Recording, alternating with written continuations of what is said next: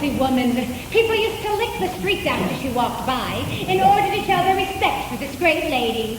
Isabella personally, though, thought the licking of the streets was disgusting, and so do I. But this was Spain circa 1490, and licking the streets was considered perfectly normal behavior for the lower classes. As for Columbus used to be a sailor. From the day he was born, Columbus was slated to be a sailor, which he became. He was first and foremost a kept man. He was a kept sailor. He did little all day, but jot down ridiculous poems and wait for Isabella to call his name. But Queen Isabella, much to her royal displeasure, found out Columbus was cheating on her. It wasn't cheating, exactly. Oh, this is what happened. One day, now this is the truth. One day, outside of Fuego, he met seriously with a young man whose red hair and broad shoulders reminded Columbus of his mother. And soon Isabella, who was no dummy, realized that Columbus was having an affair with someone else. And Columbus had hell to pay, yes sir, and I mean hell. He was out of his mind with grief about Isabella's anger, because Isabella paid for his fine clothes. Isabella provided him with a fine apartment rent-free. And he loved her. Oh, you're telling me he grieves because he loved her? I'm telling you that... Oh, shut up. She wanted him out of her sight. And the lady always got what she wanted. Isabella swore that he would never have another woman as long as he lived. So she put him on a doomed boat with known homosexuals. And that's a wicked boy like this. Those who knew him well say Columbus was half insane by the time they strapped him to a ship and pushed him out to sea. On board, Columbus stayed in his room and spoke to no one.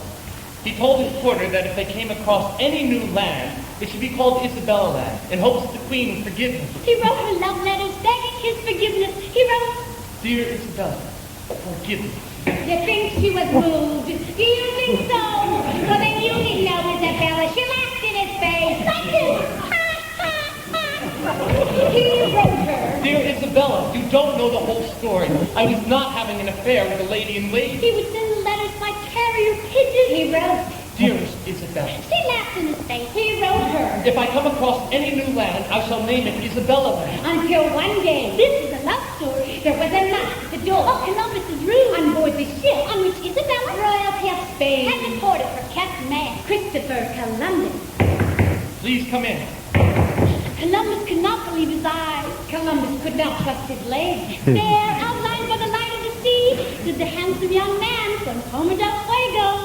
"Please, come in."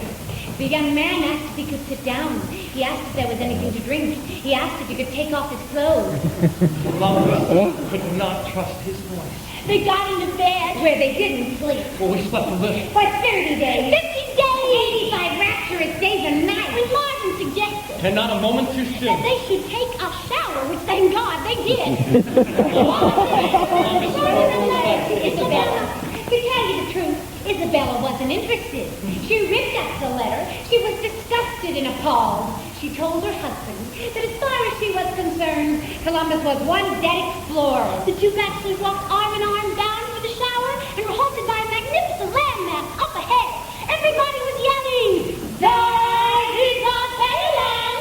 Because that's the name I told the porter to call any new land we came across.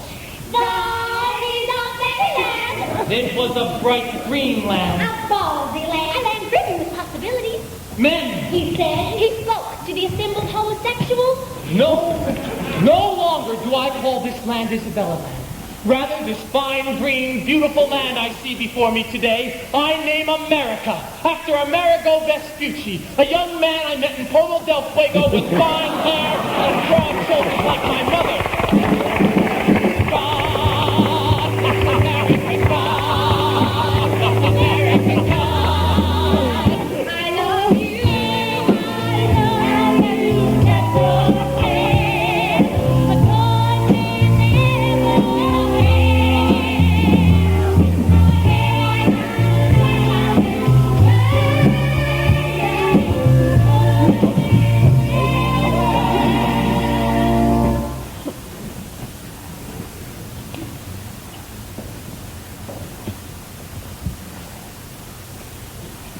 The problem with explorers is that the things they discover are already there.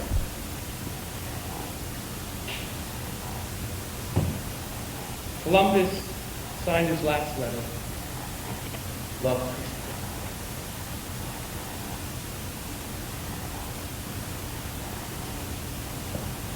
And he went ashore.